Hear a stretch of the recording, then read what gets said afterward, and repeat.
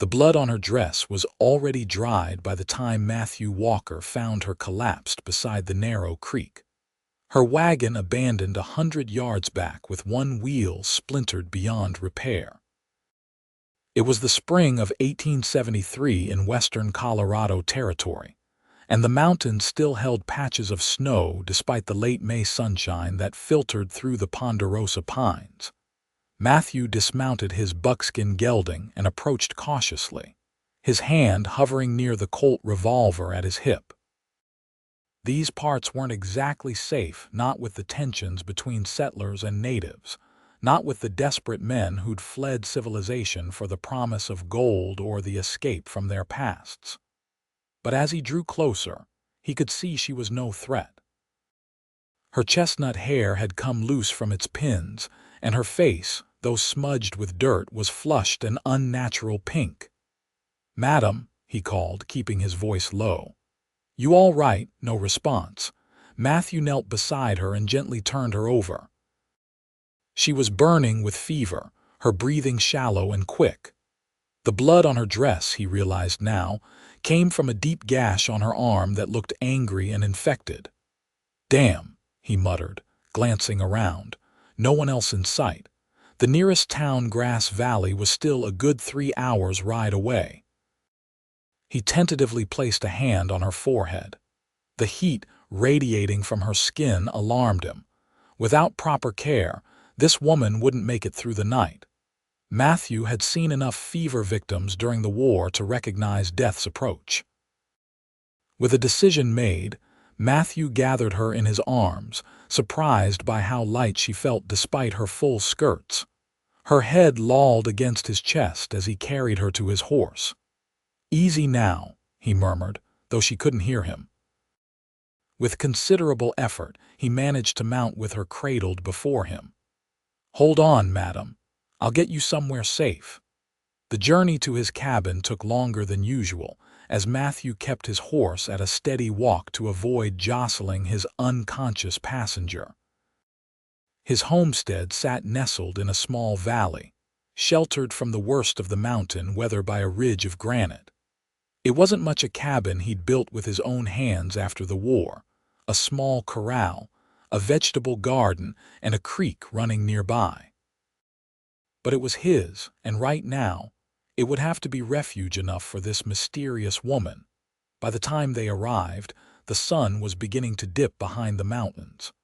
The woman had not stirred once during the ride, but her breath still came in short, ragged gasps. Matthew dismounted carefully, lifted her down, and carried her into his cabin. He laid her on his bed, the only one he had, and quickly set about gathering what he would need: water from the creek, clean cloths. The medicine kit his mother had insisted he take west with him, filled with herbs and tinctures whose names he barely remembered. The woman moaned softly as Matthew began cleaning the wound on her arm. It was badly infected, the skin around it angry and swollen. After cleaning it as best he could, he applied a poultice of herbs that his mother had sworn would draw out infection. Whether they would work or not, he couldn't say, but it was better than doing nothing. Next, he turned his attention to her fever. He dipped a cloth in cool water and gently wiped the dirt and sweat from her face. Her skin was pale beneath the flush of fever, her features delicate. She couldn't be more than 25, he guessed. What was she doing out here alone? "Rest now," he whispered as he continued to bathe her face. "Just rest." Through the night, Matthew kept vigil. He changed the cloth on her forehead whenever it grew warm, spooned water between her lips when she seemed able to swallow, and watched anxiously for any change in her condition. As dawn broke over the mountains, the woman's fever still raged, but she had begun to mumble in her delirium. "Please, not safe, find it." Matthew leaned closer. "Find what, madam?" Her eyes fluttered open briefly, revealing irises of deep amber that seemed to look through him rather than at him. "The letters. Must find." Then she was gone again, lost to the fever dreams. Matthew sighed and changed the cloth on her forehead once more. Whatever secrets this woman carried, they would have to wait. First, she needed to live. On the third day, the fever finally broke. Matthew had just returned from tending to his horse when he heard a different quality to her breathing.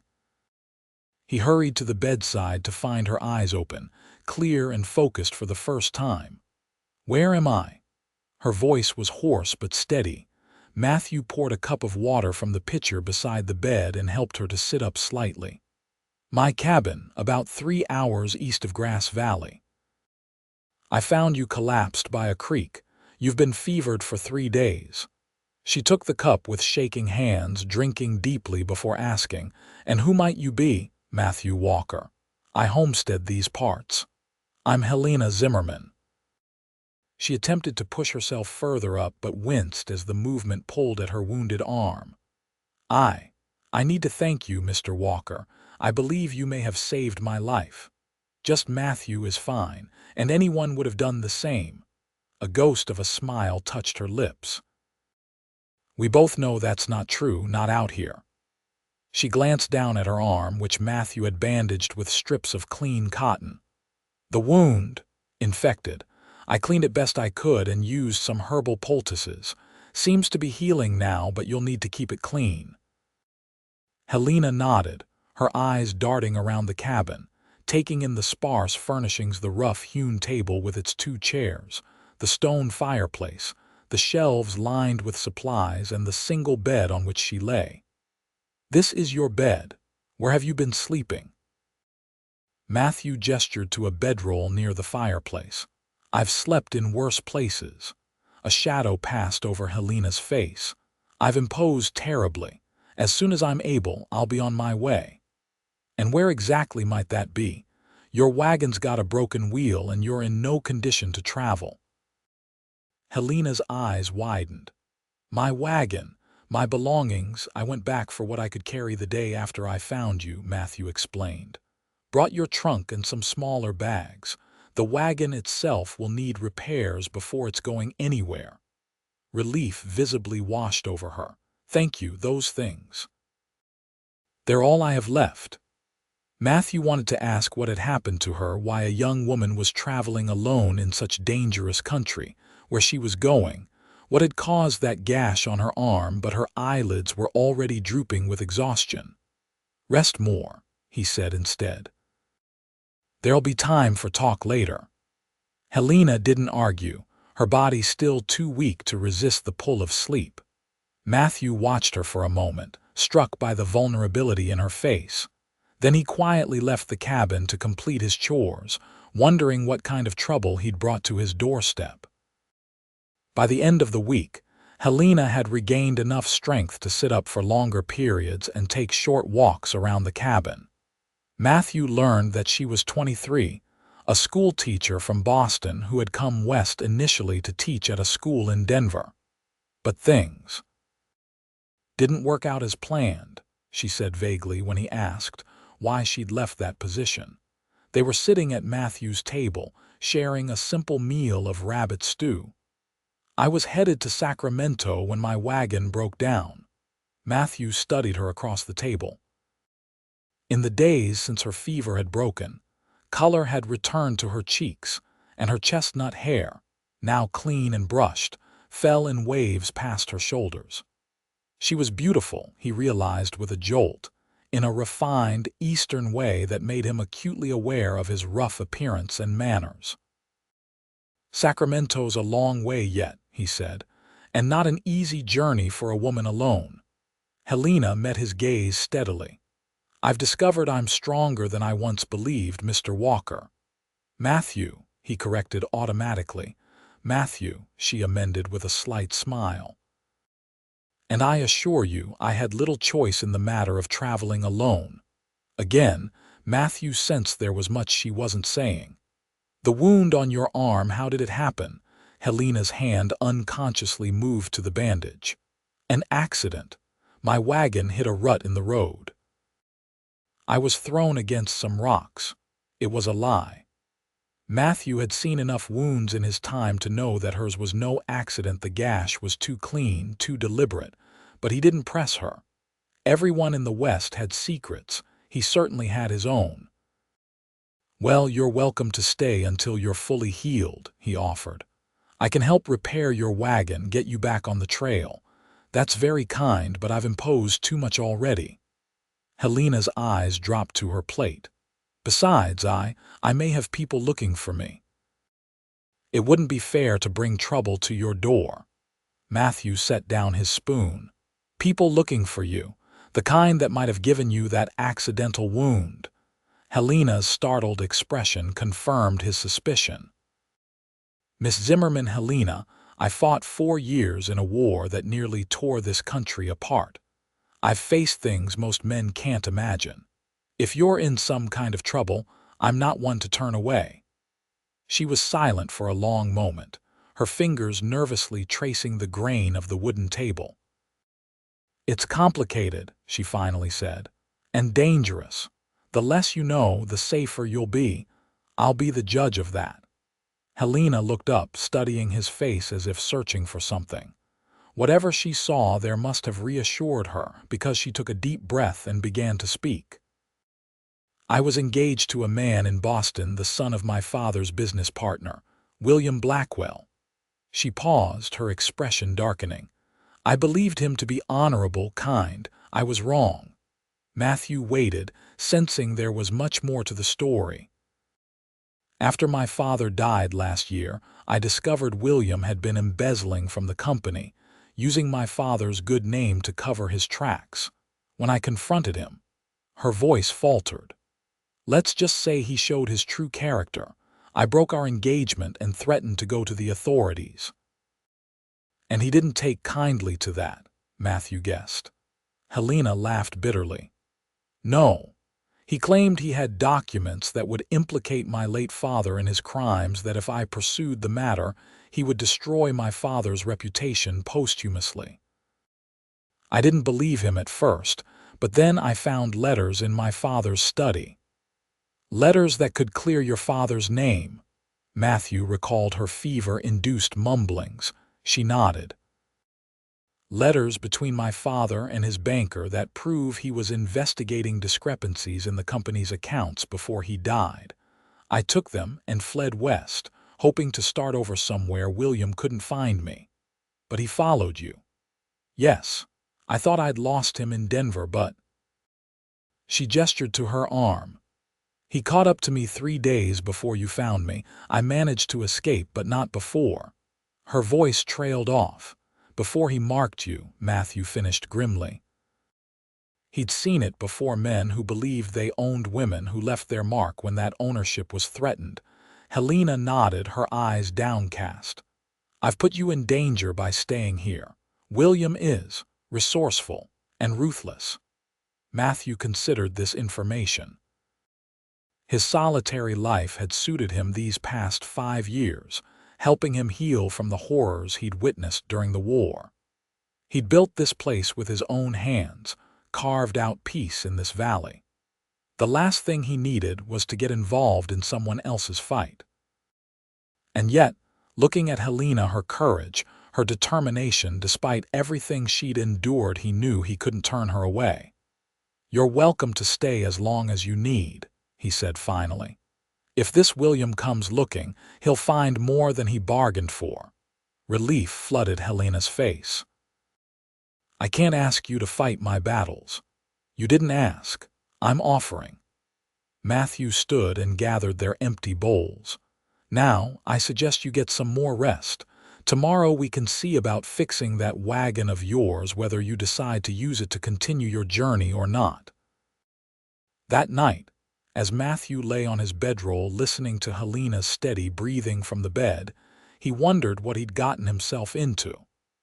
5 years of solitude, broken by a woman with chestnut hair and secrets in her eyes.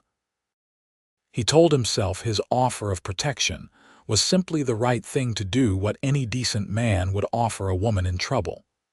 But as sleep finally claimed him, Matthew knew there was more to it than that. Something about Helena Zimmerman had awakened feelings he'd thought long buried beneath the weight of war memories and lonely years. And that, perhaps, was the most dangerous thing of all. The days fell into an unexpectedly comfortable rhythm.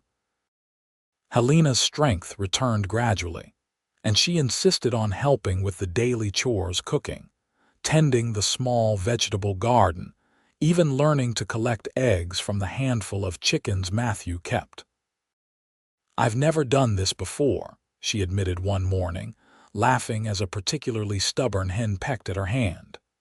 "In Boston, food simply appeared on the table, prepared by our cook." Matthew, leaning against the doorframe of the small chicken coop, smiled at her determination. "You're a natural target for angry chickens, perhaps." But her smile was genuine as she finally retrieved the egg and added it to her basket. "I've lived such a sheltered life until now. It's refreshing in a way to learn these essential skills." "Essential out here," Matthew agreed. "The West doesn't forgive those who can't fend for themselves." They worked side by side repairing her wagon, which Matthew had retrieved piece by piece over several trips. Helena proved surprisingly adept with tools once he showed her what to do, and he found himself enjoying her company, her quick mind, and her willingness to learn. "You never mentioned what brought you west," Helena said one afternoon as they worked on fashioning a new wheel. "After the war, I mean." "Most veterans I've met stayed in the East." Matthew was silent for a moment, focusing on shaping the wood. "Nothing left for me there," he finally said. "My parents died while I was fighting, no siblings. The family farm was sold to pay debts. I'm sorry," he shrugged. "War changes a man. After what I saw, what I did, I couldn't go back to normal society, needed space, silence. And you found it here." "I did."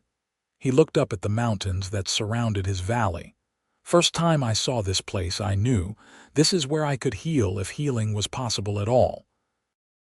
Helena studied him, taking in the strong line of his jaw, the way the sun had weathered his skin, the quiet intensity in his blue eyes. He was nothing like the polished men she'd known in Boston. There was something raw, honest about Matthew Walker, something trustworthy. "And has it," she asked softly, "healed you?" Matthew met her gaze. "Some wounds never fully heal, but yes, this place, it's given me peace, purpose." "I envy that," Helena admitted.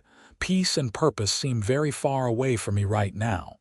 "You'll find them," Matthew assured her, "one day at a time." As June blossomed across the valley, Helena's presence transformed Matthew's cabin in subtle ways. Wildflowers appeared in jars on the table. The rough shelves were reorganized more efficiently. She'd mended his shirts and fashioned new curtains from fabric in her trunk. More significantly, she'd transformed the silence.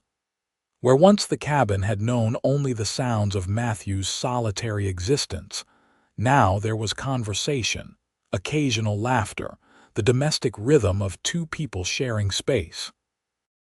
Despite his initial misgivings, Matthew found himself looking forward to the evenings when they would sit by the fire, Helena reading aloud from one of the books she'd brought with her. It was during one such evening that they heard the horses approaching. Matthew was on his feet instantly, reaching for his rifle. "Stay inside," he instructed Helena, whose face had gone pale. "Could just be travelers passing through, but it could be William," she whispered, fear evident in her eyes. Matthew checked that his rifle was loaded. "If it is, he'll regret finding us." He moved to the window, peering cautiously into the gathering dusk. 3 riders, coming slow. Helena joined him at the window, ignoring his instruction to stay back. "I can't see their faces," she said, her voice tight with anxiety. "Neither can I." Matthew considered their options. His cabin sat in a defensible position with the mountains at its back, but if these men meant trouble, they were outnumbered. "Is there anything in your trunk you can't leave behind? Letters you mentioned?" Helena nodded. "Yes, in a false bottom. Get them. If things go bad, we might need to head into the mountains." While Helena quickly retrieved the letters, Matthew stepped onto the porch, rifle held casually but ready. The three riders drew closer, and as they entered the clearing in front of the cabin, the last rays of sunlight illuminated their faces. Matthew's tension eased slightly. "Marshal Davis," he called out, recognizing the lead rider as the law from Grass Valley. "Bit far from town, aren't you?" The marshal, a grizzled man with a silver mustache, reined his horse to a stop. "Evening, Walker. Hope we're not intruding." "Depends on what brings you," Matthew replied cautiously. He'd had few dealings with the law since settling here, preferring to keep to himself. "Looking for someone," the marshal said, his eyes flicking to the cabin where Helena now stood in the doorway. "Might be that's her right there." Matthew shifted subtly, positioning himself between the riders and Helena. "This is Miss Zimmerman. She's my guest." The marshal exchanged glances with his companions, one a deputy Matthew vaguely recognized, the other a well-dressed man whose city clothes looked out of place in the wilderness. "Miss Zimmerman," the marshal said, nodding politely, "there's been some concern about your welfare.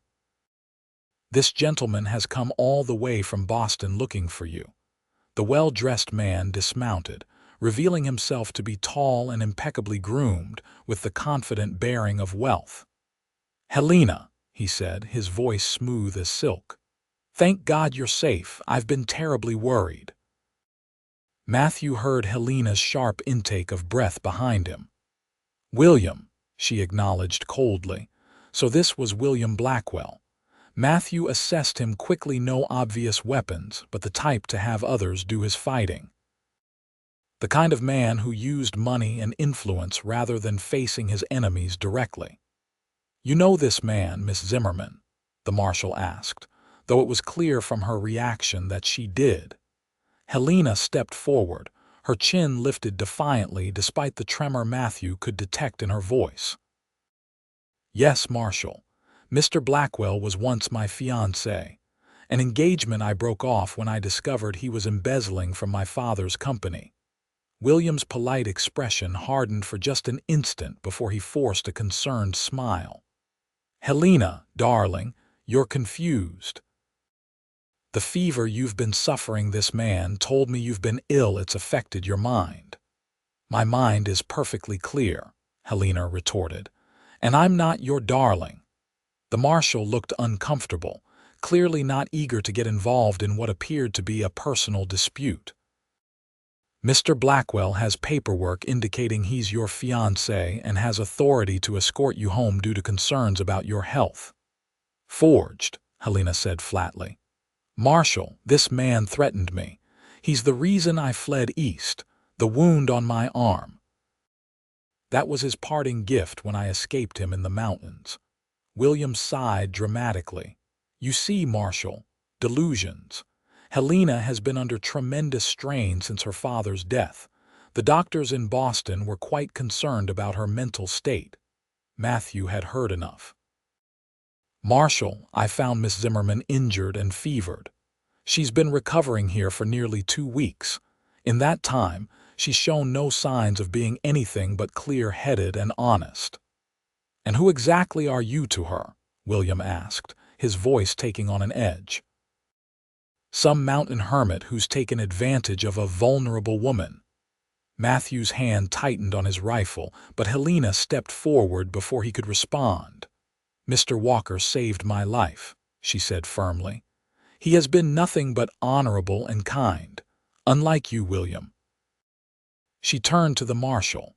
"Sir, I have documents proving my claims against Mr. Blackwell, letters written by my father before his death that reveal the financial discrepancies he discovered."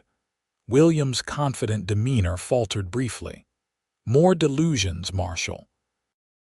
"I assure you, perhaps we should all calm down," the marshal interrupted, clearly wishing he were elsewhere. "Miss Zimmerman, if you have documentation, I'd be willing to review it, but I have no jurisdiction over financial matters from Boston."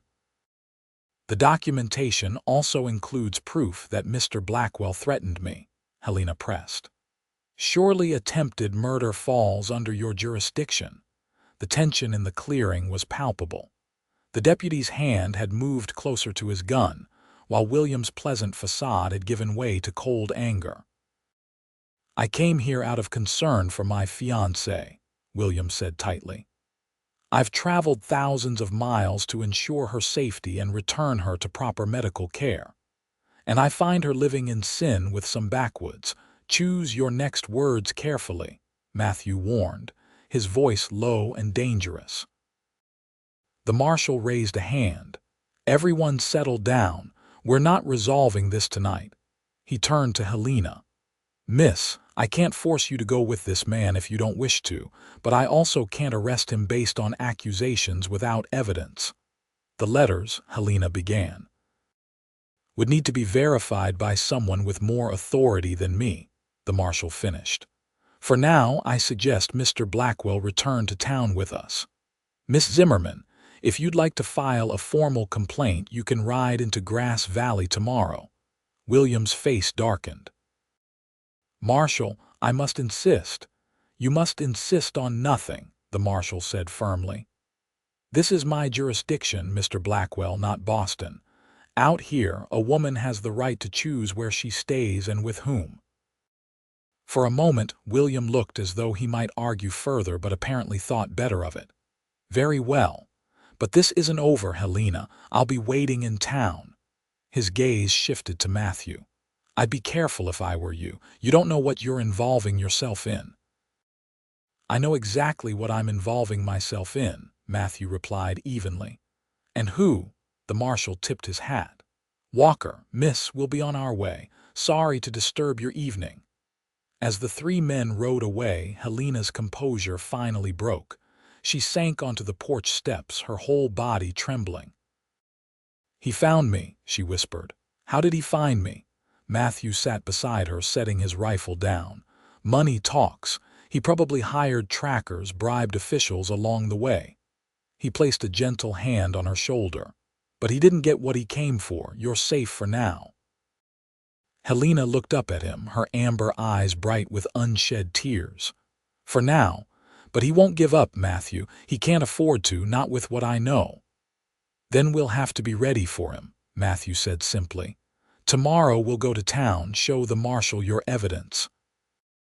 Even if he can't act on the financial crimes, he can protect you from physical threats." "You make it sound so straightforward," Helena said with a weak smile. "Nothing about this is straightforward," Matthew admitted. "But you're not alone anymore, Helena. Remember that." She reached up, covering his hand on her shoulder with her own. "Thank you," she whispered. The simple touch sent warmth through Matthew's body, a feeling he'd almost forgotten was possible. That night, neither of them slept much. Matthew took turns keeping watch from the porch and resting on his bedroll, rifle always within reach. Helena eventually drifted into a fitful sleep, but he often heard her stir, murmuring anxiously. Just before dawn, Matthew stepped outside to check the surrounding area one last time. The mountains loomed dark against the lightening sky, familiar and reassuring. This land had become his sanctuary, his healing place. Now it had become Helena's refuge as well, and he was determined to keep it that way. The ride into Grass Valley the next morning was tense. Matthew insisted they take the most obscure trail, avoiding the main road where they might be easily spotted. Helena rode beside him on a gentle mare he kept as a pack animal, her letters safely tucked inside her bodice. "I've been thinking," Matthew said as they picked their way down a rocky slope. "After we speak with the marshal, it might be wise for you to continue your journey west. If the law can't or won't protect you, putting distance between you and Blackwell might be the safest option." Helena was quiet for a moment. "You think I should run again?" "I think you should be safe," Matthew corrected. "And if that means Sacramento or even further west, then yes." "And you?" she asked, her voice carefully neutral. "Would you come with me?" The question hung in the air between them. Matthew hadn't allowed himself to think that far ahead, hadn't acknowledged the growing feelings he harbored for this brave, intelligent woman who had tumbled so unexpectedly into his life. "My place is here," he said finally. "I built it with my own hands. It's all I have." "I understand," Helena said softly, and though her expression remained composed, Matthew thought he detected disappointment in her eyes. They rode in silence for a while, each lost in their own thoughts. The trail widened as they approached town, and Matthew instinctively moved his horse closer to Helena's. "Whatever happens in town," he said, "stay close to me. Blackwell may have bought himself some friends since yesterday." Helena nodded, squaring her shoulders as the first buildings of Grass Valley came into view. It was a typical frontier town, a main street lined with false-fronted buildings, a few side streets of smaller establishments and homes, all surrounded by the sprawl of mining claims and hastily built shanties that had sprung up after silver was discovered in the nearby hills. They tied their horses outside the marshal's office, a modest clapboard building with a weathered sign. Matthew helped Helena dismount, his hands lingering briefly at her waist. Their eyes met, and for a moment the bustle of the town around them faded away. "Ready?" he asked. Helena took a deep breath. "As I'll ever be." The marshal looked up from his desk as they entered, recognition quickly followed by resignation crossing his weathered face. "Miss Zimmerman, Walker, I had a feeling I'd be seeing you two this morning." "Marshal," Matthew acknowledged with a nod. "We'd like to discuss the situation with William Blackwell." The marshal gestured to the chairs across from his desk. "Have a seat. Though I should tell you right away, Mr. Blackwell left town at first light." Helena froze halfway into her chair. "Left town? Where did he go?" "Didn't say. Just checked out of the hotel and rode east with 2 men he hired locally." The marshal stroked his mustache thoughtfully. "Strange behavior for a man so determined to find you just yesterday." Matthew and Helena exchanged glances. "This doesn't make sense," she said.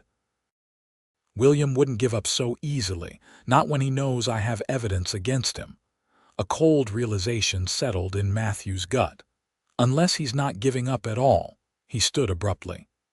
"Marshal, when exactly did they leave?" "Couple hours ago, I reckon." "Why?" Matthew was already moving toward the door. "They're headed for my cabin. The letters Helena said they were in a false bottom in her trunk. He's going to search for them while we're in town." Helena gasped. "But I have the letters with me." "He doesn't know that," Matthew pointed out. "And even if he doesn't find what he's looking for, he might not leave anything standing." The marshal stood. "Now hold on. You can't know that's his intention." "What other explanation makes sense?" Matthew demanded. "Marshal, I need to get back to my property now."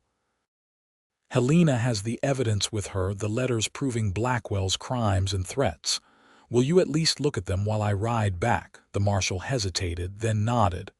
"I'll look, but I can't promise anything." Matthew turned to Helena. "Stay here. Show him everything." "I'll ride back and deal with Blackwell." "Alone, against 3 men." Helena shook her head. "No, I'm coming with you. It's too dangerous." "It's my fight, Matthew. My home they're threatening too." The certainty in her voice surprised him. "Besides, you might need someone to watch your back." Matthew wanted to argue further, but there was no time, and something in Helena's determined expression told him it would be futile. "Marshal, we'll be back, one way or another." They rode hard, taking the main trail this time for speed despite the risk of being seen.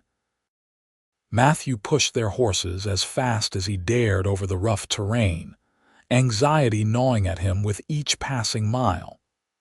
The cabin wasn't just a structure to him, it represented everything he'd rebuilt after the war, every step toward healing. The thought of Blackwell violating that sanctuary filled him with cold fury. They were still a mile away when they saw the smoke. "No," Helena gasped, spurring her mare faster. Matthew's heart sank as they crested the final ridge. Below, his cabin was engulfed in flames, the fire hungrily consuming the seasoned timber. 3 horses were tied to the corral fence, their riders watching the inferno with apparent satisfaction. "Stay here," Matthew ordered, dismounting and tethering his horse to a tree. "If things go badly, ride back to town." Helena slid from her mare, her face set in grim determination. "I told you, this is my fight too." She reached into her saddlebag and pulled out a small derringer. "My father insisted I learn to shoot before I came west. I'm not helpless, Matthew." There was no time to argue. Matthew handed her his spare revolver. Instead, the derringer would be useless at any real distance. "Stay behind me. Follow my lead." They approached on foot, using the trees for cover. As they drew closer, Matthew could make out William's voice, raised in anger. "Not here. Search everything again." "There's nothing left to search, Mr. Blackwell," one of the hired men replied, gesturing to the burning cabin. "If they were hidden in there, they're ash now." William kicked at something on the ground, Helena's trunk. Matthew realized, its contents scattered across the yard. She must have taken them with her. "Damn that woman!" "Or maybe there never were any letters," the second man suggested, sounding bored. "You've got us burning down a man's home on the word of some society girl who—" "I'm paying you to assist, not to think," William snapped. Matthew had heard enough. He stepped from the tree line, rifle raised. "That's far enough, Blackwell." The 3 men whirled. William's face twisted into a sneer when he saw them. "Walker and Helena, how convenient." "Marshall know you're burning down homesteads?" Matthew asked coldly, advancing steadily. The 2 hired men exchanged uneasy glances. They hadn't signed up for witnesses. "A terrible accident," William said smoothly. "We were merely looking for my confused fiancé when a lantern was overturned.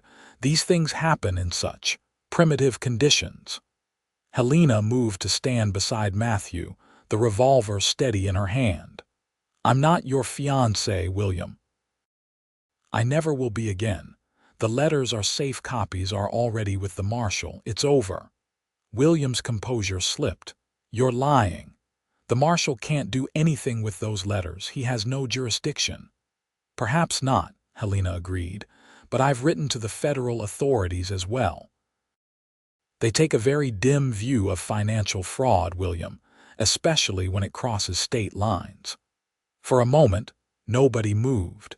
The only sounds were the crackling of the burning cabin and the nervous shifting of the horses. Then William's hand moved to his jacket, producing a small pistol. "I should have dealt with you permanently back in the mountains," he snarled at Helena. "A mistake I won't repeat." Several things happened at once. Matthew lunged forward, knocking Helena aside as William fired. The bullet whistled past where she had been standing. Matthew's rifle barked in response, the shot going wide as he prioritized getting Helena to safety. The hired men, seeing the situation deteriorate into gunfire, apparently decided they weren't being paid enough. They scrambled for their horses, leaving William exposed. "You're alone now, Blackwell," Matthew called from behind the large oak where he'd pulled Helena. "Drop the gun." William's answer was another shot that splintered bark near Matthew's head. "I will not be ruined by a woman," he shouted, his voice cracking with desperation. "Come out and face me, Walker, or are you a coward who hides behind trees and women?" Helena clutched Matthew's arm. "Don't. He's trying to provoke you, I know." Matthew carefully peered around the tree. William was moving toward the corral, likely planning to make a run for it. "Stay here. When I move, circle around to the right. Keep behind cover." "What are you going to do?" Matthew checked his rifle. "End this." Before Helena could protest, Matthew stepped out, rifle raised. "It's over, Blackwell. The cabin was just a building. The letters are what matter, and Helena has them safe." William turned, his pistol leveled at Matthew's chest. Then I'll take her, one way or another." "No," Matthew said simply. "You won't." William's finger tightened on the trigger. At that same moment, Helena emerged from behind a boulder to his right, her revolver aimed steadily. "William, drop it now," she called. The distraction was all Matthew needed. As William's attention wavered for a split second, Matthew fired. The shot caught William in the shoulder, spinning him around. His pistol discharged harmlessly into the ground as he fell. Matthew was on him instantly, kicking the weapon away and pressing the rifle barrel to William's chest. "Don't move," he growled. William glared up at him, clutching his bleeding shoulder. "You've ruined everything," he spat. "No, William," Helena said, approaching cautiously with her revolver still aimed. "You did that yourself." The ride back to Grass Valley was grim and silent. William, his wound bandaged with strips torn from his own fine shirt, was lashed to his horse, his face a mask of hatred and pain. Matthew rode beside him, rifle balanced across his saddle while Helena led the way. The marshal was surprisingly efficient once presented with both the evidence and the suspect. William was locked in the town's small jail to await transport to Denver, where federal authorities would determine whether to send him back to Boston for trial or prosecute him in the territory. "You're lucky," the marshal told Matthew as they stood outside the jail. "Could have charged you with shooting him, but given the circumstances, him burning your place, and all, I'd say it was justified." Matthew nodded grimly. "Appreciate that, Marshal." The older man glanced toward the hotel where Helena had gone to arrange a room. "She's quite a woman. Not many would have stood their ground like that." "No," Matthew agreed softly. "Not many." Later, as the sun set over the mountains, Matthew sat alone on a bench outside the hotel, staring at nothing. His cabin, his sanctuary, his hard-won peace was gone. 5 years of work, reduced to ashes because of a fight that wasn't even his. He should have been angry, resentful. Instead, he felt oddly hollow. The door opened behind him and Helena stepped out, her face drawn with exhaustion and grief. Without a word, she sat beside him, her shoulder touching his in silent support. "I'm so sorry," she finally said. "Your home. Everything you built." Matthew shook his head. "Just wood and nails can be rebuilt. Because of me, you've lost everything." "Not everything." He turned to look at her, really look at her in the fading light. Despite everything, the danger, the violence, the loss, she was still standing, still fighting. "Helena." The door opened again, interrupting whatever he had been about to say. The hotel owner leaned out. "Mr. Walker, got a telegram for you from Denver." Puzzled, Matthew accepted the paper. He hadn't been expecting any communications. As he read the brief message, his expression changed from confusion to disbelief. "What is it?" Helena asked. Matthew handed her the telegram. It was from a law firm in Denver, informing him that a mining claim he'd staked 2 years earlier and all but forgotten about had been purchased by a large company. They were offering what seemed to Matthew an astronomical sum for the rights. "Is this real?" Helena asked, eyes wide. "Appears to be," Matthew said, still processing the news. "That claim. I worked it for a few months, found some silver but nothing worth the effort of extracting it. Must have been more there than I realized." "This is wonderful news," Helena said, genuine happiness breaking through her weariness. "You can rebuild your cabin, better than before." Matthew nodded slowly, the possibilities unfolding before him. A new cabin, proper furniture, maybe even hired help to work the land while he what, for 5 years, his only goal had been survival and solitude. Now, suddenly, he had options. And sitting beside him was a woman who had turned his carefully constructed isolation upside down, who had brought danger but also life back into his world. "Helena," he began, choosing his words carefully. "What will you do now? Will you still go to Sacramento? She looked out toward the mountains, considering. I don't know. My original plan was to start fresh somewhere William couldn't find me, now that he's facing justice. She sighed. I suppose I could return to Boston, try to salvage what's left of my father's business, or continue west as planned. Or stay, Matthew said quietly. Helena turned to him, her amber eyes searching his face. Stay in Grass Valley, or wherever I decide to rebuild. The words came slowly, each one carefully considered. If you wanted to. Matthew, she said softly, are you asking me to stay with you? He had faced Confederate soldiers, stared down claim jumpers, survived blizzards and starvation. Yet nothing had ever terrified him as much as this moment. I am, he managed. I know it's sudden. We've only known each other a few weeks. But those weeks have shown me more about you, your courage, your determination, your heart than most people reveal in years. Helena's expression was unreadable. And what about your solitude, your peace? I thought that's what I needed, Matthew admitted. After the war, I couldn't bear to be around people, their noise, their demands. But then you came, and he gestured helplessly. The silence doesn't seem so important anymore. A smile slowly spread across Helena's face, as warm and bright as the sunrise over the mountains. Matthew Walker, she said, are you saying you've fallen in love with me? The directness of the question startled a laugh from him. I suppose I am, rather clumsily at that. Helena reached for his hand, her fingers intertwining with his. Then yes, I'll stay. Because somehow, between fever dreams and gunfights and burning cabins, I've fallen in love with you too. The simplicity of her declaration took his breath away.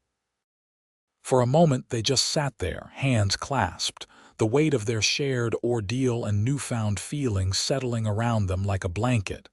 It won't be easy, Matthew finally said. Rebuilding, making a life out here. Nothing worth having ever is, Helena replied. She leaned her head against his shoulder. But we'll do it together. As the stars began to appear above the mountains, Matthew felt a sense of rightness, of coming home even though his actual home was now ashes. With Helena beside him, he realized that home wasn't the cabin he'd built with his hands, it was this feeling, this person, this shared understanding that had grown between them against all odds. The rebuilding began in early July.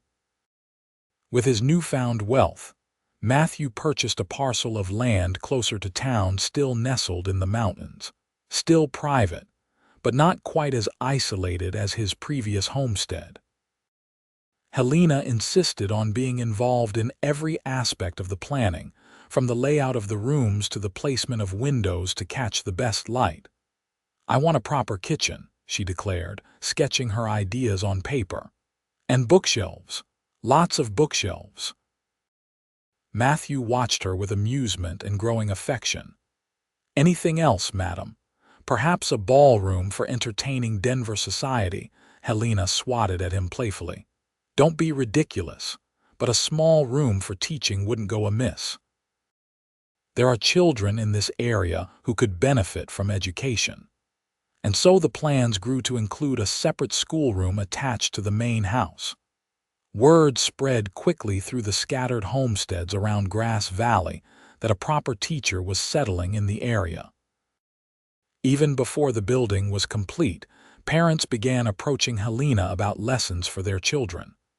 You're becoming quite the local celebrity, Matthew teased one evening as they sat on the porch of their half-built home, watching the sunset. Should I be jealous of all this attention? Helena smiled and took his hand.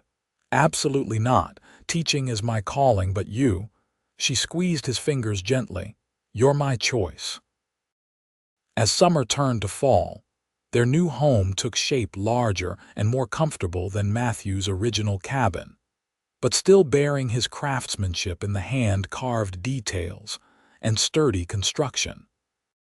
They were married in late September in a simple ceremony performed by the traveling circuit preacher, with the marshal as witness and most of Grass Valley in attendance. "Never thought I'd see the day," the marshal commented as he congratulated them afterward. Matthew Walker, the mountain hermit, taking a wife.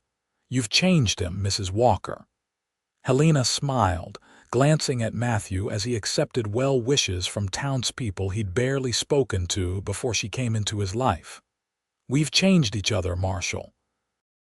That night, in their new home, with moonlight streaming through the windows Helena had insisted be large enough to let in the stars, Matthew held his wife close and marveled at how completely his life had transformed in just a few months. "You ever regret it?" he asked quietly. "Staying here instead of continuing to Sacramento, you could have had a different life in a proper city." Helena propped herself up on one elbow, her chestnut hair falling like a curtain around them. "Not for a single moment," she said firmly. "This is exactly where I'm meant to be." As autumn painted the mountains in fiery hues of red and gold, Helena's small school became a reality. Children from as far as 10 miles away made the journey for lessons 3 days a week. Matthew, to his own surprise, found himself enjoying their presence, even offering to teach the older boys basic carpentry and tracking skills. "You're a natural teacher yourself," Helena observed one afternoon as she watched him patiently show a 12-year-old boy how to set a rabbit snare. "Have you ever thought of having children of our own?" The question caught Matthew off guard. He had been so focused on rebuilding, on adjusting to married life, that he hadn't allowed himself to think that far ahead. "I would like that," he admitted, watching the boy run off to practice what he'd learned. "If you would." Helena's smile was answer enough. When winter came, bringing with it heavy snows that isolated their mountain home for days at a time, they discovered a different kind of intimacy, the deep connection that grows when two people are truly alone together, with nowhere to go and nothing to do but talk, listen, and love. It was during one such snowbound week in January of 1874 that Helena shared the news they had both been hoping for. "Matthew," she said, taking his hand and placing it gently on her still flat stomach, "I believe we'll need to add a nursery to our home by summer." The joy that flooded through him was unlike anything Matthew had ever experienced, greater than his relief at surviving the war, more profound than finding his mountain sanctuary. Deeper, even than the moment, Helena had agreed to stay with him. It was a promise of future, of legacy, of life continuing beyond them. They named their son James Thomas Walker, born on a clear June morning in 1874 with the help of the town doctor and 2 neighboring women. He had Helena's amber eyes and, as he grew, Matthew's determined chin. From his earliest days, he showed a curiosity about the world that delighted both his parents. "He's going to be trouble," Matthew predicted fondly as he watched his 9-month-old son determinedly attempting to crawl toward the family dog. "Look at that focus." "He's going to change the world," Helena countered, scooping up the baby before he could reach his furry target. "With your strength and my stubbornness, how could he not?" Life settled into a rhythm that neither of them could have imagined when they first met Helena teaching her growing number of students. Matthew managing their property and occasionally guiding hunting parties into the mountains, and little James toddling between them, binding their lives together in new ways. In the spring of 1876, as Colorado prepared to join the Union as the 38th state, Helena received a letter from Boston. It was from her father's former partner, informing her that William Blackwell had died in prison of pneumonia. "I should feel something," Helena said that night as they sat by the fire. James was asleep and the house was quiet except for the crackling flames. "Relief, perhaps, or satisfaction that justice was served, but I feel Nothing. It's as if he no longer matters at all. Matthew took her hand. That's because he doesn't. He has no power over your life anymore, hasn't for years. She nodded thoughtfully. You're right. When I think of my life before Boston, my father's business, even William, it feels like someone else's story. This is my life now, you, James, our home, our community. Any regrets? Matthew asked, an echo of the question he had asked on their wedding night. Helena looked around their comfortable home, at the bookshelves lined with volumes both old and new, at the student papers stacked neatly on her desk, at the doorway beyond which their son slept peacefully. Finally, her gaze returned to Matthew's face, lined now with a few more creases around his eyes, but still as dear to her as the day she had first truly seen him, not just the man who had saved her life, but the man who had helped her build a new one. Not a single one, she said, leaning in to kiss him softly. Every step, every challenge brought me here. How could I possibly regret that? And as the fire burned low and the mountains stood silent guard around their valley, Helena and Matthew Walker held each other close, secure in the knowledge that what they had found together, healing, purpose, love, was built to last through whatever life might bring next. In the years that followed, their family grew. A daughter, Elizabeth, joined them in 1878, followed by another son, Daniel, in 1882. Their home expanded accordingly, with Matthew adding rooms as needed, each one filled with books, laughter, and the comfortable chaos of family life. Helena's school flourished as Grass Valley grew from a mining settlement into a proper town. By 1885, a proper schoolhouse had been built in town, and Helena was appointed its first headmistress. Matthew, meanwhile, had developed a reputation as one of the most knowledgeable guides in the region. His services sought after by both hunters and, increasingly, wealthy tourists eager to experience the Wild West before it disappeared completely. They weathered challenges together: harsh winters, economic downturns, the usual trials of raising children in a frontier that was rapidly becoming less wild. Through it all, they maintained the partnership they had forged in those early days when Helena's fever and Matthew's solitude had given way to something neither had expected to find.